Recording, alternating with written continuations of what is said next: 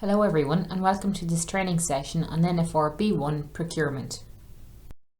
Today we are going to go through some of the key details that you will need to know from NFR B1 Procurement.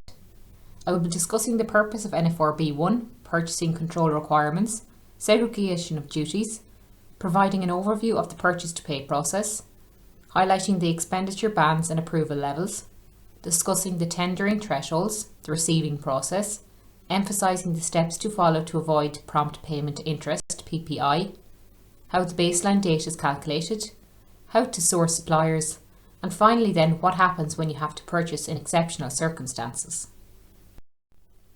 Firstly, what are the National Financial Regulations? So they're a set of policy documents which set out the financial controls for the organisation. They're not meant to be detailed procedural documents for financial processes or activities, as these are contained within your local procedures. But the aim of the NFRs is to provide high-level controls to guide your local procedures. Secondly, why is this training important?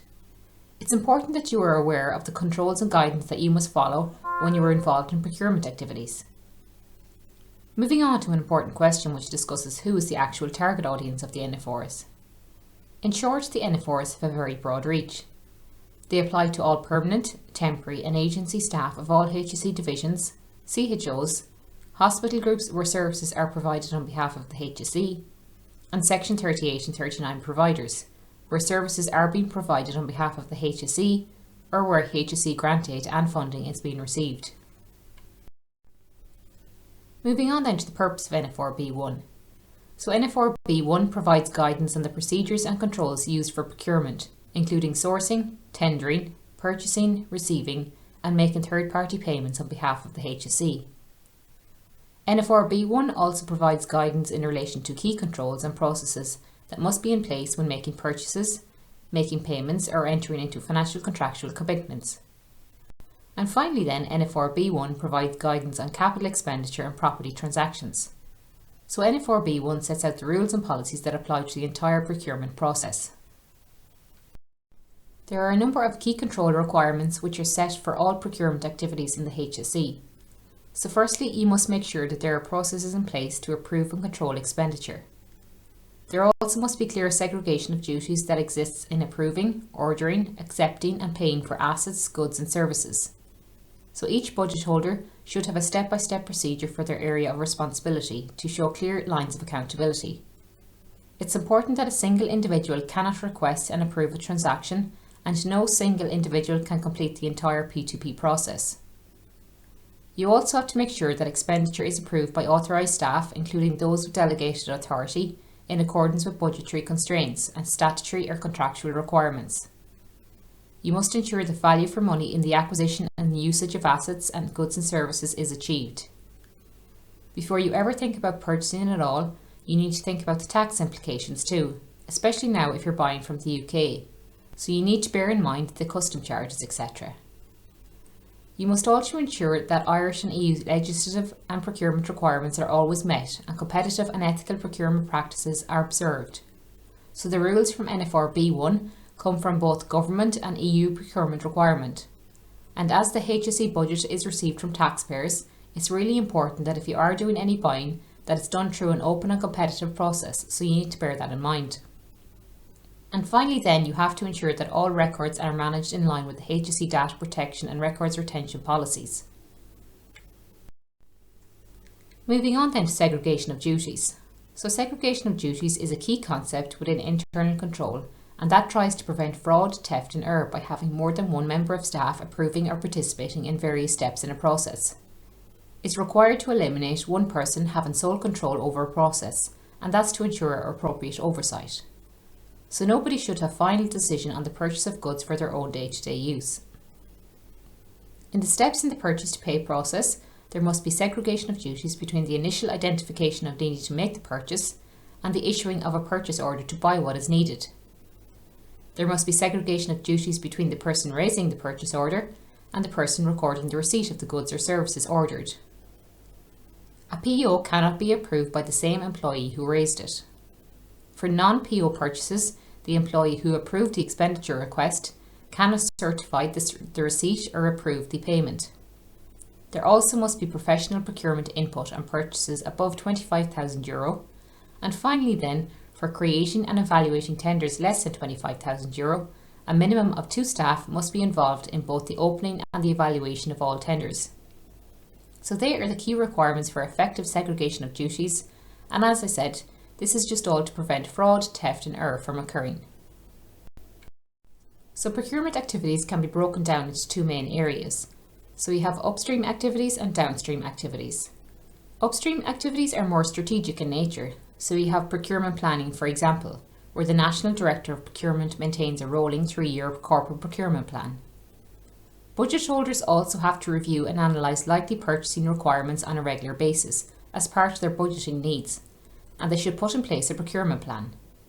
At least annually then, budget holders should communicate procurement requirements to the National Director of Procurement to include it in the corporate procurement plan. Another upstream activity is tendering. So this phase will differ depending on whether the procurement is subject to a HSE procurement policy or EU rules, but it generally involves the preparation of tender documents, an advertisement or call for competition requesting expressions of interest or tenders, the evaluation of expression of interest or published tenders according to selection and the award criteria, and notification then to bidders of the outcome of the procedure and contract award. The contract award notification falls within the tendering phase and under Deeper Circular 1014. Buyers are required to publish contract award notices for all contracts over €25,000 exclusive of VAT on e-tenders on completion of the award. The last upstream activity is contract management. So that involves executing, managing and monitoring the awarded contract. So they are the upstream activities. Moving on then to the downstream activities. So the downstream activities are more operational in nature, so more day-to-day activities. So you have your requisition process, the PO process, so creating the PO using information from the requisition including any contact details. The PO should state the terms and conditions of the purchase and must be forwarded to the supplier. Then you have the receipting process. So the delivery is recorded on the accounting system by posting a GRN, a goods received note. This verifies the receipt against the PO, records the material at the PO price, and creates the material or accounting documents to record the event.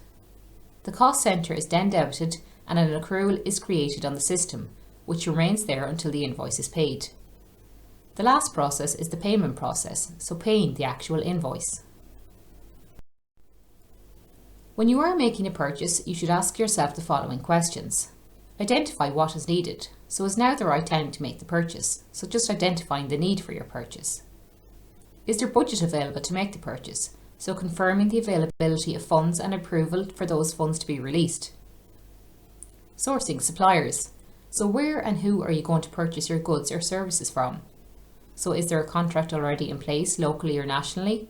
Is the product already in stock in stores, for example in the NDC, the National Distribution Centre? And if not, then the tendering process needs to be followed. Complete the PO, so the purchase order, and have that approved. So there is high level of reliance placed on the actual PO. If a PO has been issued, it's assumed that the steps I just spoke about there have been complied with, and all that remains then is just to receive the goods or service and to pay the invoice. When you get your invoice then, it's just a matter of matching it off against the PO on the GRN, the goods received note, and there should be no delay at that stage if the previous steps have been followed. So this slide is basically page 24 and 25 of NFR B1. So it's the approval table that just lists who can approve what amount when you're purchasing something. So you might recall in the old NFR 1 table, this was broken down into routine and non-routine. So the distinction between routine and non-routine expenditure has now been removed, and the authorisation levels for routine expenditure that were in NFR 01 are now the authorisation thresholds in NFR B1.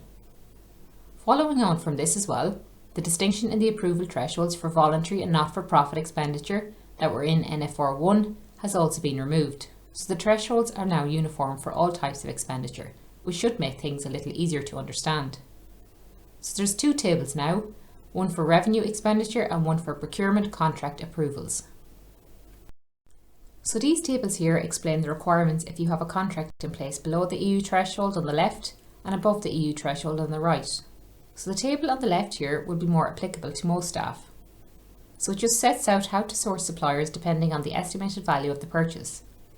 So if you have a contract less than €5,000, this can be awarded on the basis of one written quote, but it is preferred if you get 3 quotes by email.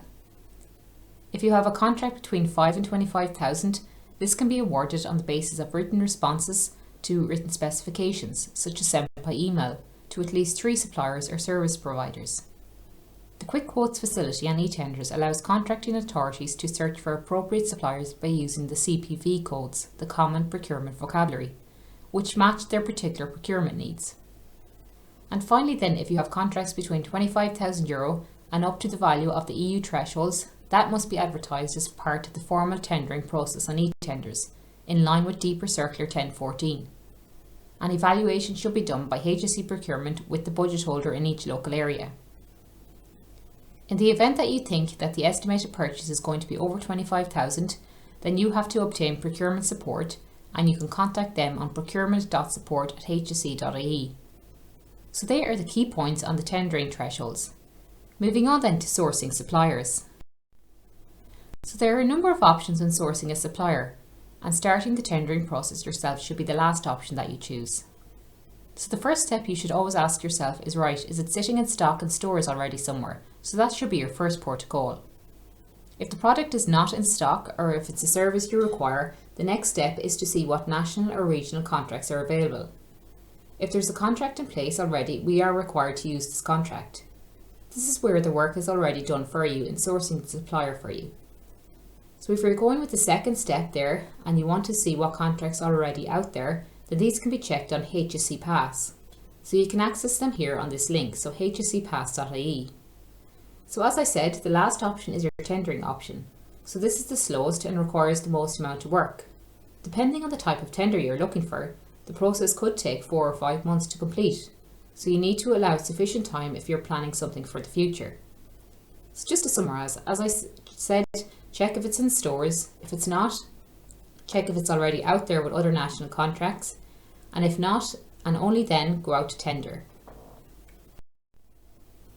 As mentioned, when it comes to paying an invoice, it should be simply a case of checking the PO against the GRN and the invoice just to ensure we have received what we have ordered on the PO in the correct quantity, to the correct specification and at the correct contract price.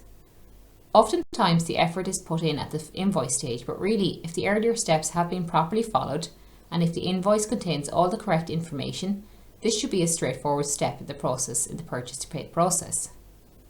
As a public body, the HSE is obliged to pay PPI and compensation when an invoice is not paid on time. This amounts to a significant sum for the HSE each year and is not how resources should be spent. So if invoices are not paid on time, the HSE gets charged prompt payment interest. In order to avoid PPI, the following steps must be followed. So you need to get the baseline date right. So date stamp all invoices immediately on receipt. This is the baseline date. If goods are received after the invoice receipt, then this will be your baseline date. Ensure proof of delivery has been received. Check the invoice against the PO and GRN, so verify that delivery details and goods are not faulty. Goods must match the goods received note and the purchase order for quantity and value, and that provides a basis for invoice verification. Get the invoice moving immediately. So aim to process all invoices within 5 days of receipt.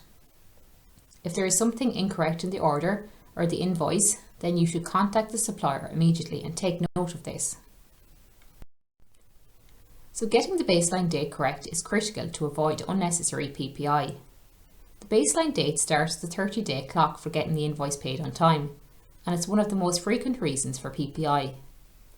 The baseline date is the later of the date that the invoice was received and date stamped, or the date the goods and services were received. The clock can be stopped, but it is necessary to document this. So there may be an invoice dispute with a supplier, so there might be pricing issues, incomplete deliveries or faulty goods.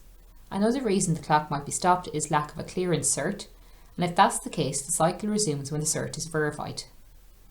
The clock should also stop if there are non-commercial payments, so the EU regulations only apply to goods or services for businesses. There can be times when following the sourcing rules are not applied. This only applies to urgent, unforeseen cases and must not have arisen due to a lack of planning or action by the HSE.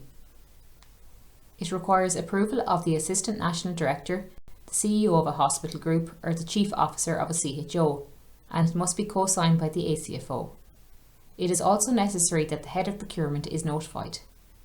In order for the normal sourcing rules to be set aside, there must be a significant risk to people, property, or be a financial loss to the HSE.